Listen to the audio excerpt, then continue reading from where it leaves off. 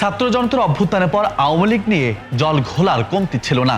কখনো ভয়ঙ্কর রূপে ফিরে আসবে, আবার কখনো চট করে ঢুকে পড়া কিংবা কল রেকর্ড ভাইরাল। তবে এবার এসব নয়, আওয়ামী লীগ ফিরে আসা ঘিরে উত্তপ্ত দেশের রাজনীতি, দাবি উঠেছে আওয়ামী লীগ নিষিদ্ধেরও।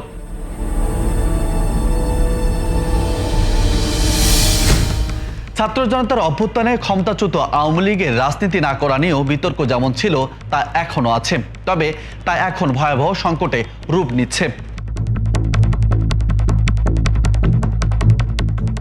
সবশেষ বৃহস্পতিবার রাষ্ট্রীয় অতিথি ভবন যমুনায় ইন্টারন্যাশনাল ক্রাইসিস গ্রুপের প্রতিনিধি দলের সঙ্গে এক বৈঠকে প্রধান উপদেষ্টা অধ্যাপক ডক্টর মোহাম্মদ ইউনূস বলেছেন, অন্তর্বর্তী সরকারের আওয়ামী লীগকে নিষিদ্ধ করার কোনো পরিকল্পনাই নেই।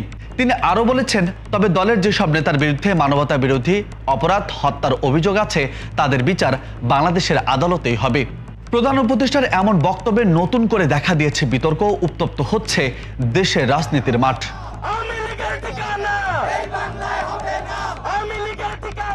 শুরু থেকে বৈষম্যবিরোধী ছাত্র আন্দোলন এবং নতুন রাজনৈতিক দল জাতীয় নাগরিক পার্টি সহ বিভিন্ন রাজনৈতিক দল আওয়ামী লীগ কর্তৃক ছাত্র জনতার উপর চালানো গণহত্যার বিচারকে প্রাধান্য দেওয়ার দাবি জানিয়ে আসছে। গণহত্যার অভিযোগে দলটির রাজনীতি ও নিষিদ্ধের দাবি জানানো হয়েছে।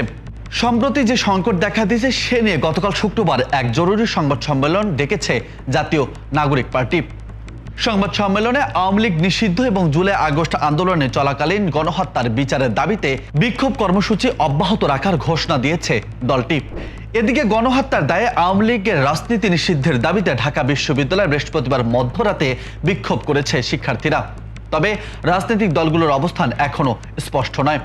যদিও জানা গেছে বৃহৎ দল বিএনপি, বাংলাদেশ জামায়াতে ইসলামী, গণ অধিকার পরিষদ, এবি পার্টি ছাড়াও এনসিপি, বৈষম্যবিরোধী ছাত্র আন্দোলন, হেফাজতে ইসলাম, বিভিন্ন রাজনৈতিক দল ও ফোরাম আওয়ামী লীগের রাজনীতি নিষিদ্ধের পক্ষে সরকারের উপর চাপ দিয়েছে।